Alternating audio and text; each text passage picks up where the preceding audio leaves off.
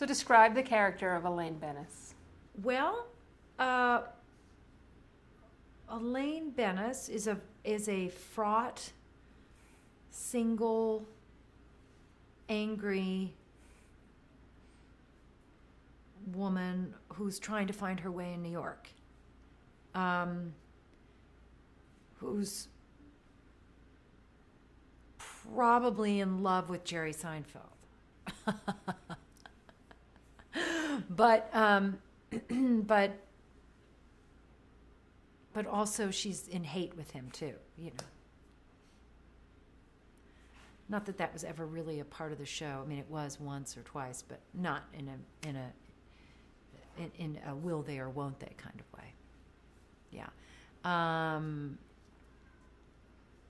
Yeah, I think that's her in a nutshell, really, you know. Did you have input into the character as it was being developed? Yeah, sure. I mean, I did have input, but I think the character was developed over years, you know. She was not, you know, at the beginning of the show. I mean, if you look at, which I've actually never done, but if you look at like the first episode that I did as Elaine and then like the last, or, you know, towards the end, they're really different, you know, and look different too. But of course it did span 9 years. So as it's a long period of time. And like I say, you get to know each other and things happen and get layered on and layered on.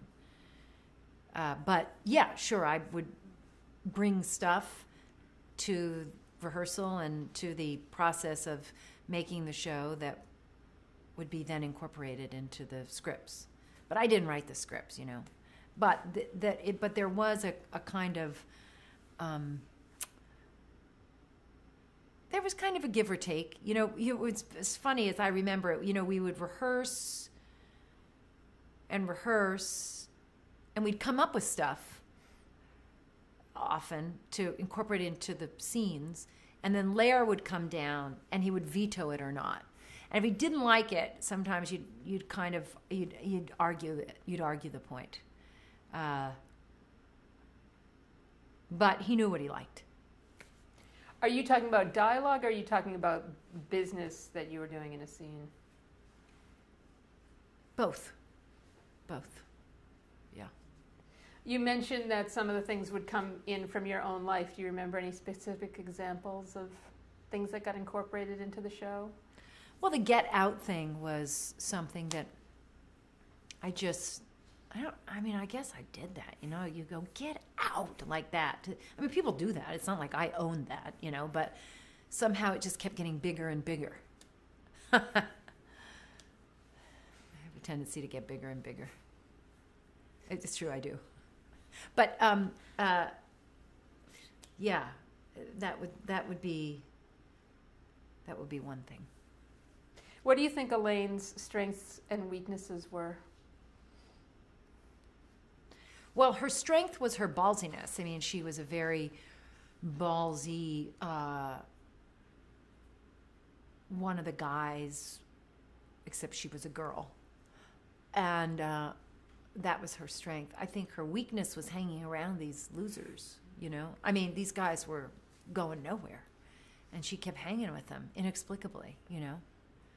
These people weren't very nice to each other, you know. They weren't likable characters. They weren't your typical, you know, oh, but we don't like her, you know. That kind of note from a network would never apply to a show like this. They treated each other terribly. So how do you make unlikable characters so likable? I don't know. I don't know how you make them, except that as I'm thinking about it, I'm remembering that how we used to joke about Jason Alexander, who played George, and we used to say when we would refer that if he was going to have his own series, it would be called This Poor Man. And I don't know, except it was just funny. And if it's just, there is a self-centeredness that everybody had, maybe minus Kramer. He wasn't so self-centered, but that everybody they shared a self-centeredness, and maybe that was what was so funny and strangely endearing. You know, we recognized the worst in ourselves in this show, and it felt familiar, maybe. Talk about Elaine's sense of style. Okay, look, in my defense, first of all, the hair. Now, when I have very curly hair, although you wouldn't know it today because I've had it blown out for this interview, but I have very curly hair. And so, God, Jesus. And around the time of, you know, when Seinfeld was first starting, there was this fabulous movie that came out called Room with a View. And Helen Bonham Carter played the lead. You know, she had her hair in this Victorian thing with this big wall of hair. And I thought it was incredibly beautiful, and it was. And, you know, I think Helen Bonham Carter still wears her hair like that. Yeah, she does. Anyway, and so I thought, oh my God, that's how I'm going to do my hair. It's so incredible. And my hair will work like that. So that's where that thing came from, the big wall of hair. And it kept growing and growing. So that was that. And then that look of jackets, oversized jackets, shoulder pads, you know, the look changed a lot, you know, because in the beginning it was those sort of vintage skirts and like bobby socks and those saddle shoes a lot, and jackets. We got a lot of retro jackets from, actually, I want to say Western Costume. They rented a bunch of them, and some they bought from vintage clothing stores, but those sort of 40s jackets with those skirts, oversized again with the shoulder pads. That was kind of the look at the time. Or at least it felt like it was the look to me. Anyway, I guess I hung on to it a little too long. And I liked that look. I liked that funky look. I would love to go back and change things, of course. And then I got pregnant. And so I got pregnant twice on that show. I had both of my children during that run. So, and I gained a lot of weight when I was pregnant. I'm going to tell you, like 40 pounds. And I'm 5'3". That's a lot of weight. But, so we had to hide that. And so I wore just a lot of oversized clothing to try to cover it up. So, so there was that. And then I think towards the end of the run, the look kind of changed. I mean, then I had more curly hair. I didn't pull it up. And I also straightened it a lot, too, towards the end. And the shapes I wore slightly changed. You know, they were sort of slightly more fitted. But I didn't really start wearing fitted clothing until post-Seinfeld. I think I was so used to covering up my big pregnant self, you know? Was there ever any talk of working a pregnancy into the storyline? Yes, there was talk of that. Interesting you should ask. The second time I was pregnant, and I was about 3 or 4 months into my pregnancy, and Jerry, I remember vividly, pitched to me, and we were on New York Street, shooting outdoors, New York Street at Radford, and he pitched me, hey, how about this season? How about if we write it in that Elaine just gets fat? Now, I burst into tears, just started to bawl uncontrollably. I was so humiliated and horrified. In his defense, I think it's actually a great idea. And I should have embraced it. But I was so self-conscious about getting huge that there was no way that was going to happen.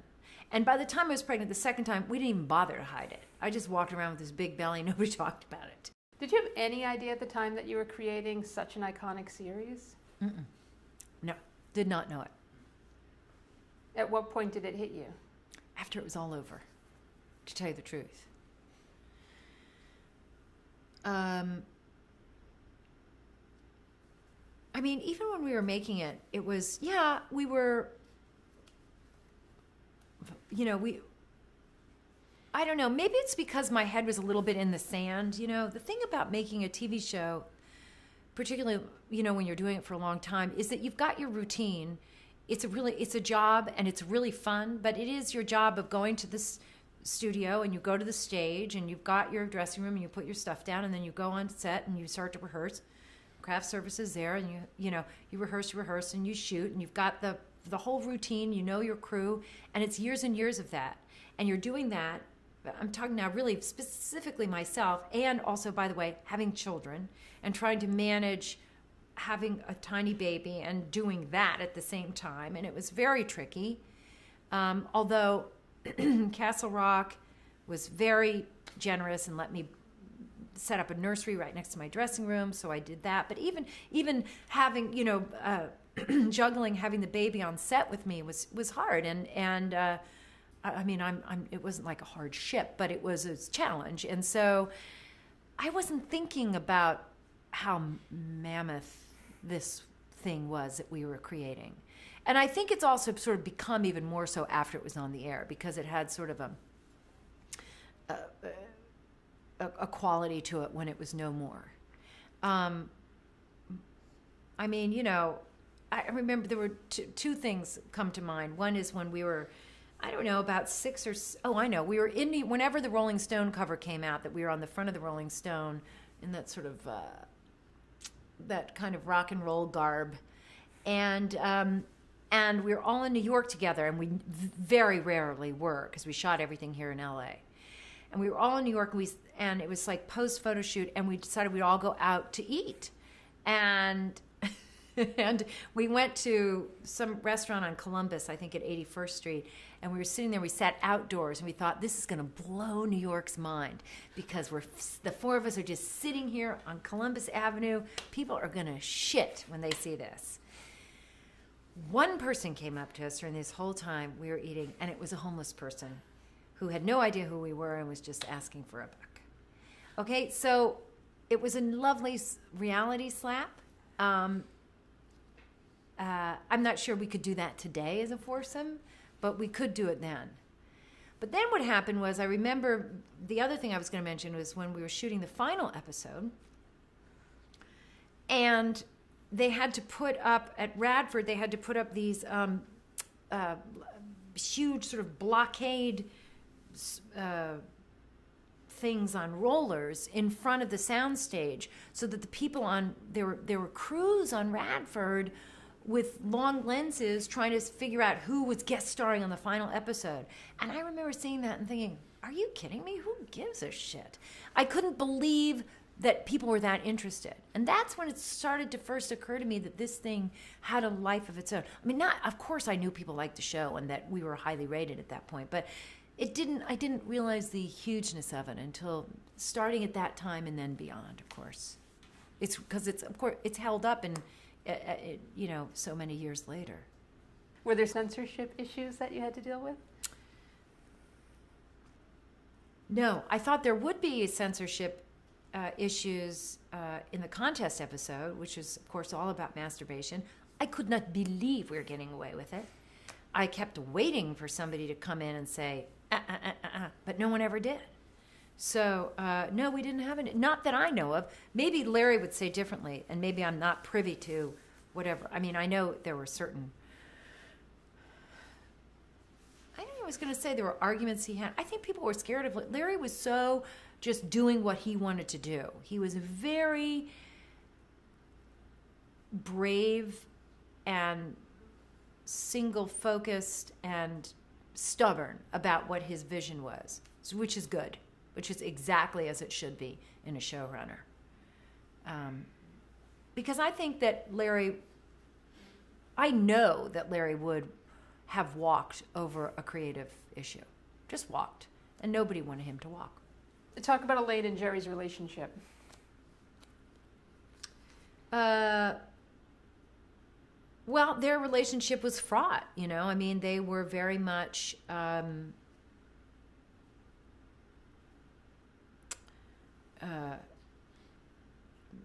banging up against each other a lot, and I remember there was The Deal. There was an episode called The Deal, and I want to say it was in the first 13, but if it wasn't in the first 13, it was in the first 22 order. And it was an episode in which Jerry and Elaine sleep together. Sort of, again, because they had been sort of the backstory of the show is that they'd been boyfriend and girlfriend, they'd broken up, and then they've remained friends. And this particular episode, they slept together. And then they were making a deal about how they were going to continue this sexual relationship and how it was going to work for them. And I remember that the studio very much wanted this to have a romantic comedy flavor to it, in the writing and in the playing. And Larry was adamant that should not be the case. And we had a day of rehearsal in which we were sort of coming at it from different ways. And Larry was arguing with a couple of the studio people about it. And to be honest, I thought the romantic comedy thing was kind of fun, and I was enjoying playing it that way, and I thought that was the way to go. And then I remember going home that night and talking to my husband Brad about it, and he said, no. I know exactly what Larry means. You should approach it like it's a negotiation. That it's not a sexual thing, but play against it 100%, because that's the joke. And then it clicked for me, and that was what Larry was trying to do, and that's how it was ultimately played, and it worked. So talk about Elaine and George's relationship. Oh, it was just nothing but contentious, nothing, But I mean, we just had so much fun together. The irritation she felt with him, it's just fun to play that, because I mean, it's funny, we're obviously playing it. We didn't it was the opposite. It was a pure love that I had in performance with him, and coming up with all of the the stuff, little things that we could sort of tease out these moments that together, that was it was just a gift. I mean, the way we were able to, what we had together, I think, like with the toupee thing and pulling that off of his head. And I mean, there were just a gazillion, like when he's Vandelay, when he comes running out and his pants are down, he's been in the toilet. All that stuff came out of rehearsal. You want to be my latex salesman, and he's lying there with his pants down. It was just the most hilarious thing. Or the nipple episode, all of that stuff of rubbing his head and my boobs and stuff. That was just so much fun. It was just so much fun. A lot of that stuff a lot of that physicality and the teasing out of these jokes that were on the page came out of rehearsal, And what was Elaine's relationship with Kramer like? She didn't get him. He was, she didn't take him seriously. She sort of looked at him the way you might look at a animal in a cage, and she sort of looked beyond him. He was this hipster doofus that she didn't have much time for, and yet she spent all her time with him. So go figure. So what was it like being the only woman in that mix? It was kind of great being the only woman. I mean, that's the truth. I mean, it was nice to be, it felt very special, and because it was. And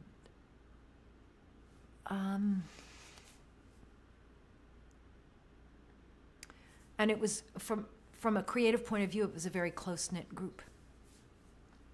I mean, we just were very I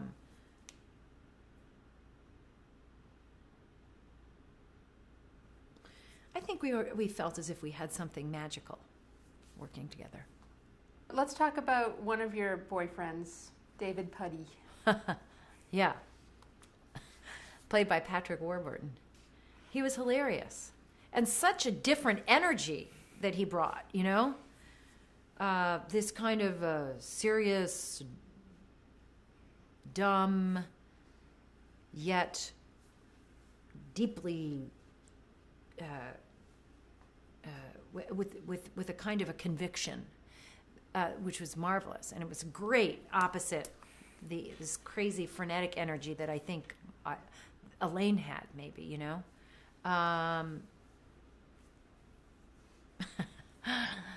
He was fabulous. I'm trying to think about. Yeah, he was great. It was a good matchup. It was a very good matchup, just from an energy level point of view, you know. And talk about working with Jay Peterman. What's so remarkable is that Jay Peterman, who was played by John O'Hurley, went on years later to buy the Jay Peterman catalog. Yes! Is that not incredible? But he, in fact, did it. Yeah, that's right. That's exactly right. And he definitely, if you looked at those Jay Peterman, it'd be interesting. I don't know how this evolved, the idea of this this character, but if you read the catalog was ridiculous. The lengthy paragraphs, or shall I say short stories, to describe each item on a page. It was just sort of, it was perfectly written for John to play this part, this pompous sort of, I'm not going to say bluster, but there was a pomposity of this pompous grandeur that he kind of had about himself. Again, a nice foil for Elaine too, you know.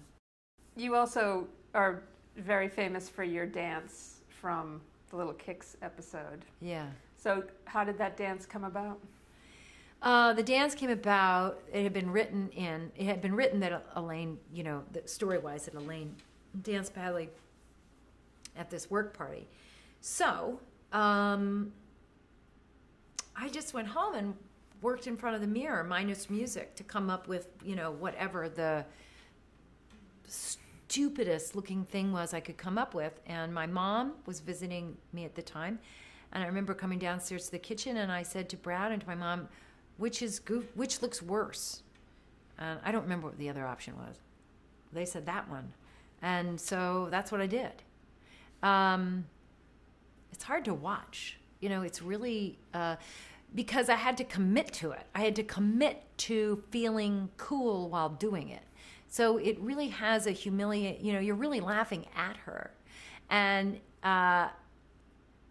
so I'm really glad that it worked, but I don't really watch it very often because it embarrasses me, if that makes any sense.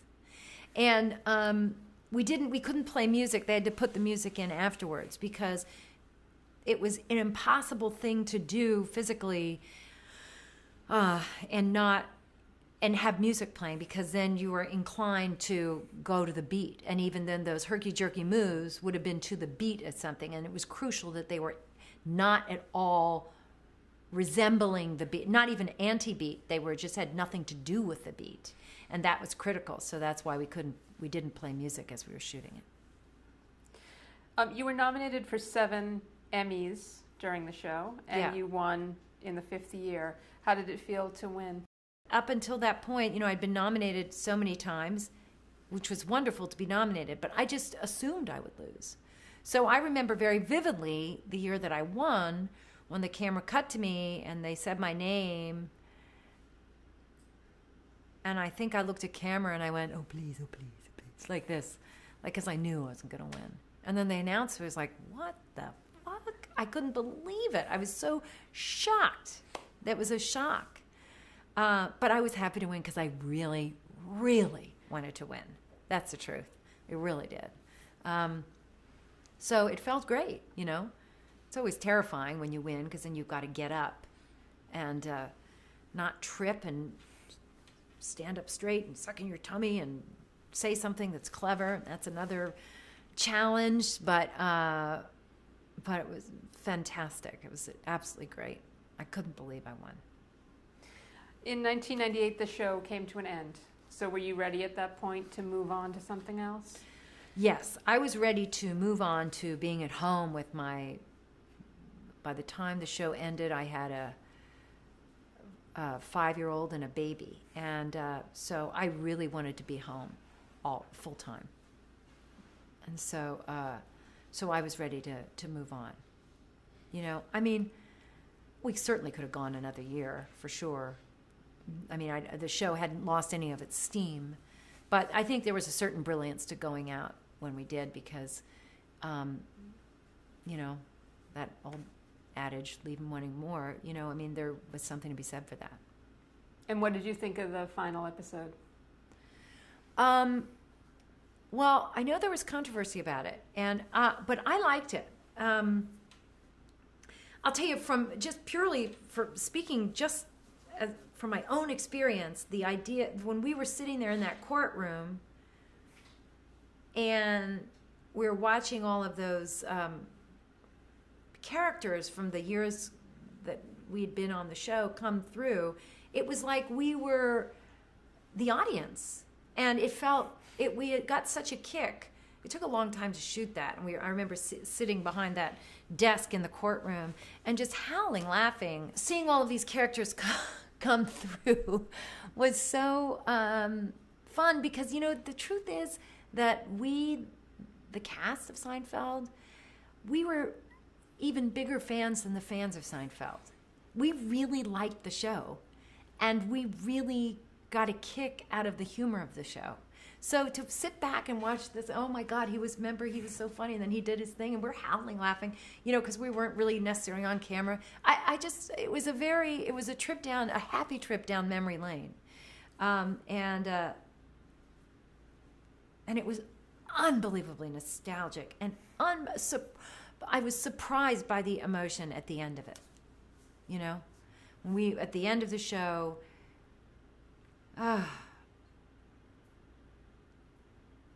We were backstage. We always did a group hug before we went out. Because you see, when you're doing a sitcom, they'll introduce each character, and you sort of come out onto the set, and the audience is there, and they applaud even before you start shooting.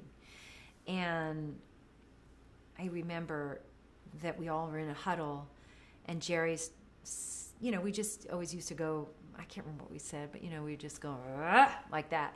And Jerry talked about how we were all going to be tied together for the rest of our lives, and that he couldn't be happier to be all connected to us. And he was weeping, and we were hysterical. And I was so caught by surprise of the emotion. I mean, I knew I would be emotional, but I didn't understand the profundity of it, to tell you the truth. And there was a picture that David Kennerly took of us in this huddle, but it was a very sweet and dear moment. Do you have a favorite episode of the show?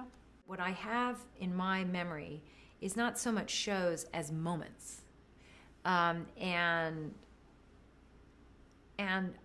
certain lines and that stay in my head as being really elevated moments. Like, for instance, in the Festivus episode, when we're sitting around the table, and Tracy Letts, by the way, is in that episode. Pulitzer Prize winning Tracy Letts, and asking him about how did my horse do, and he says he had to be shot, or the pony remark, which is one of the first 13 that we made.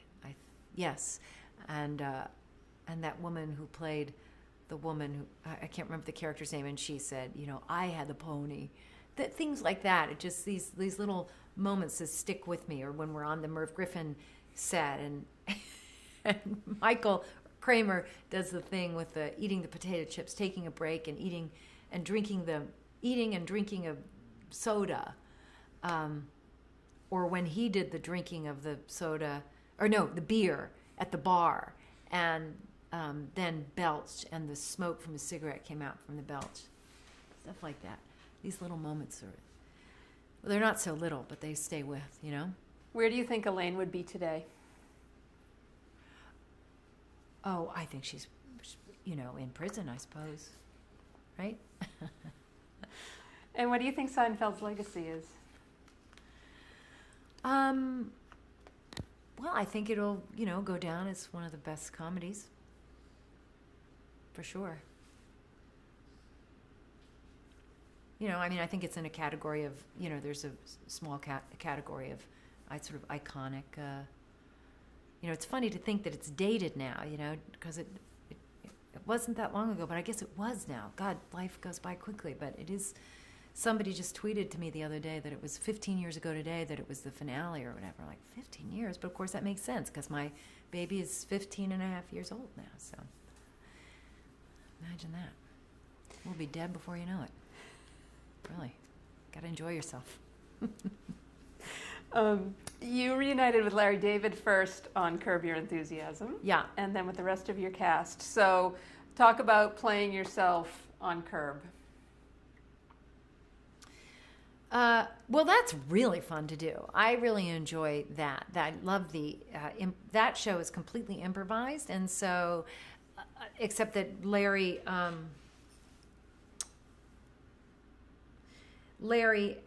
has mapped out the story points, but then you improvise your way from one story point to the next, and I love doing that kind of thing. So, and then to play a sort of altered version of yourself, because the person that I sort of play as myself on Larry's show isn't really who I am, but you sort of tweak it slightly that way. It's fun. It's a great, it's a different way of performing that I enjoy very much. Yeah. And what are the tweaks that you make to play Julia?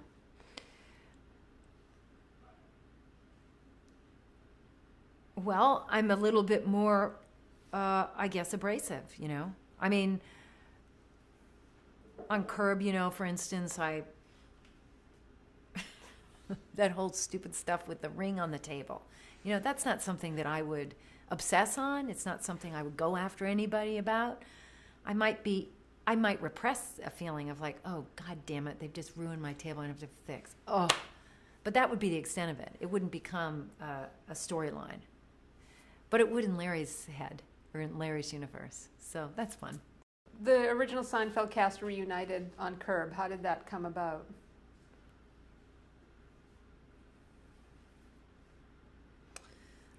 Larry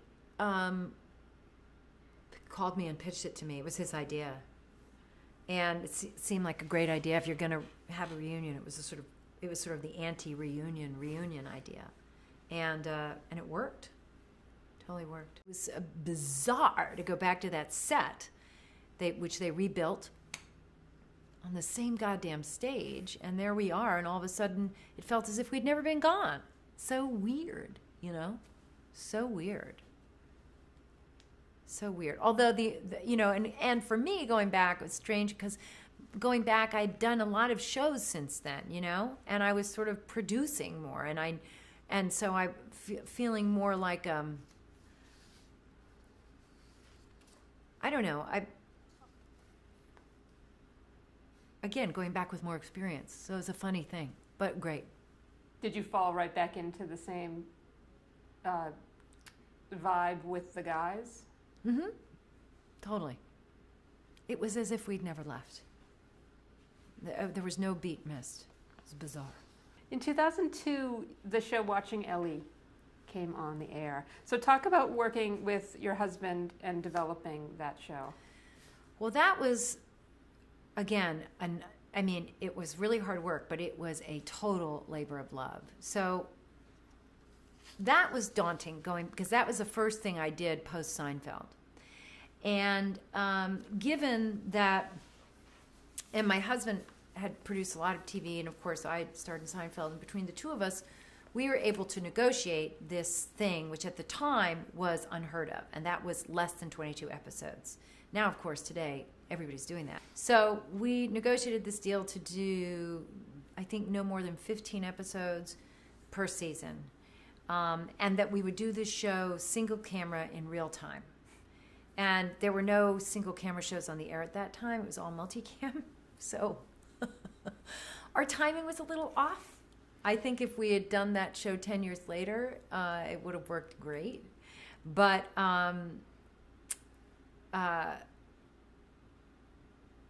it was a show that I think is fantastic.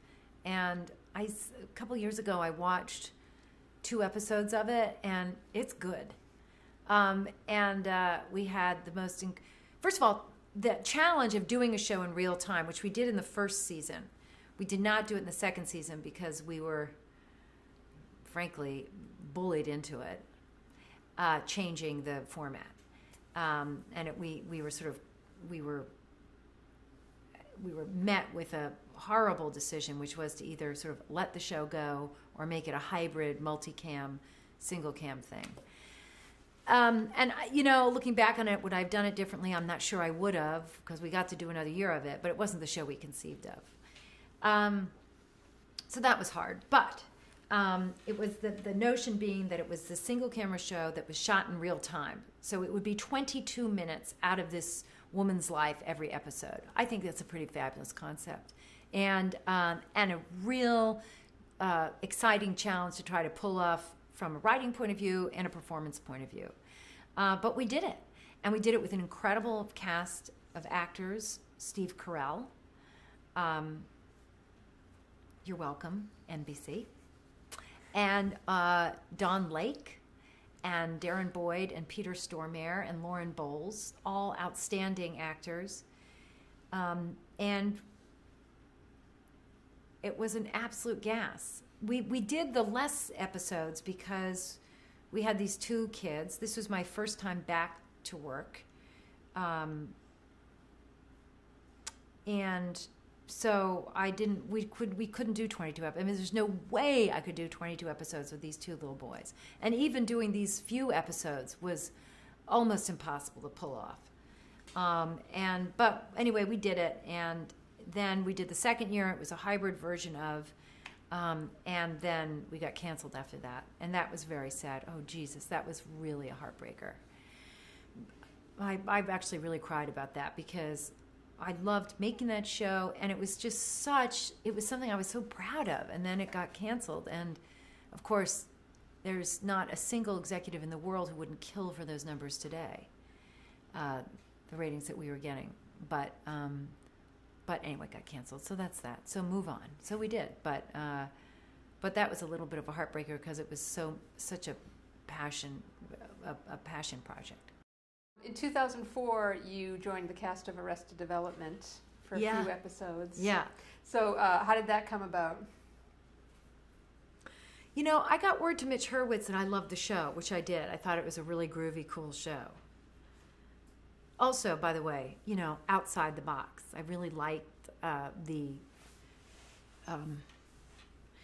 tone and voice of that show, and it was unlike anything else on TV. And then he got back to me and he said, would you do it? A couple of episodes. And he pitched to me what the idea was, which is that I was playing this lawyer who was pretending to be blind. And so I said, yeah, that sounds like an ass load of fun. So off we went, and I did it. And it was really a good time. But it was very hard to... I played that for the most part. I played it with my eyes crossed or slightly crossed, and believe it or not, that presented some difficulties for me in terms of being in a scene with somebody, because you don't see them. I mean, if you're talking to somebody like this, you're not really. I'm sort of seeing double. It's a completely different experience, and so it was really bizarre, but it was a ball, and Jason was hilarious, and Tony Hale and I had a scene together, but neither of us remembered, by the way, until somebody tweeted to us a photo of the scene that we had together. But we did, and little did we know, many years later, we'd be in a series together. Jesus Christ, what's going on? It's like somebody's organized this.